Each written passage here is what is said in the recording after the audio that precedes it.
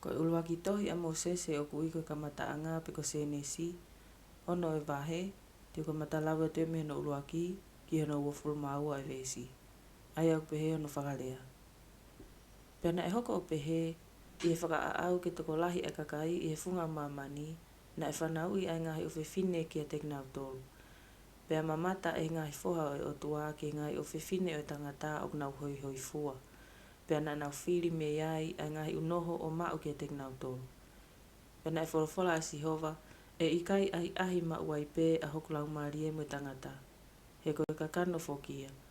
Ka e hoko no ngai aho ki e tau e te au maa wafuru. I ngai aho ko ia na iai e kakai la lahi mamani. Pea hiri ia foki i he alu a ngai foha o e otuagi he ngai o whewhine o tangata pea nau whanau ki a teknau tolu. Na e maalohi lahi ai kau tangata ko ia ai kau tangata o ngongo o e muaki kuonga. Pea na ia fio e otua ko lahi ai ngahala e tangatai mamani. Pea kua kovi mauai pe ai whirio i kotoa pe o ngahi mahalo a honoloto. Pea na e whakatomala a Sihova ko uhi ko ne ngauhi e tangatai mamani. Pea na e mamahi ai a hono finangalo. Pea na e wholofola a Sihova te whaka auha me funga mamani ai tangata aia kua ngauhi. Koe tangata, moe manu, moe mea totolo, moe whanga manu e ata, he o kua whakatomala i e ku ngauhi ak nautolu. Kana e o whina anoa i e ao Sihova. Ko eni e tala hohoko ki anoa. Koe tangata anga tonu mo hao hao anoa i hono tou tangata. Pena e aeva anoa mo e otua. Pena e whakatupu e noa ai foha e toko tolu ko Semi, Mohami, mo Sefeti. Na e whakalielia foki a mamani i he ao e otua. Pena e whonu a mamani i he whakamalohi. Pena e awhio i e otua ki mamani. Pea wakai kua kovia.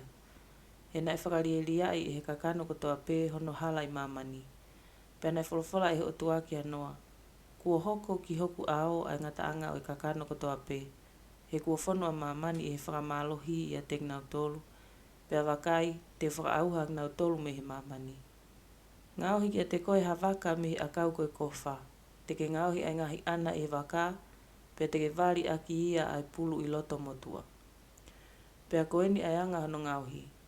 Ko hono loloa o waka, koe hanga e ono ngiau. Ko hono mao kupu, koe hanga e te au. Pea ko hono mao lunga, koe hanga e ono ngofulu. Te ke ngauhi haka atupa i he waka. Pea te ke whakaosi ia i he hanga e ua ki o lunga.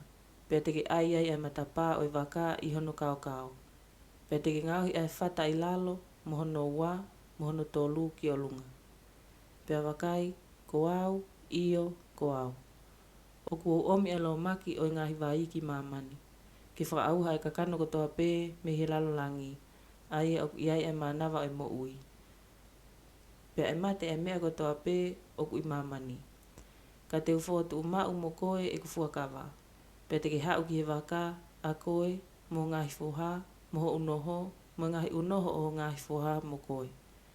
Pea te ke omi ki he waka o tau tau toko ua me mea mo ui kotoa pe o i kakano kotoa pe. Ke whakamo ui ak nau tolu mo koe. Koe whewhine mo e tangata. Koe whangamanpuna i ho nau whaahinga, mo e whangamanu i ho nau whaahinga. Mo ngahi mea totolo kotoa pe o whanua i ho nau whaahinga. E hau ki a te koe e toko ua i he whaahinga kotoa pe ke whakamo ui. Pea ke toko ki a te koe i he mea kai kotoa pe o kukai. Pea te ke tānaki ia ki a te koe. Pea koe mea kai ia ki a te koe, pea mo ki nau tolu. Na e whai pehe e noa. O hange ko ia kotoa pe, na e whikau ki a te ia he o tua. Ko ia na ane whai.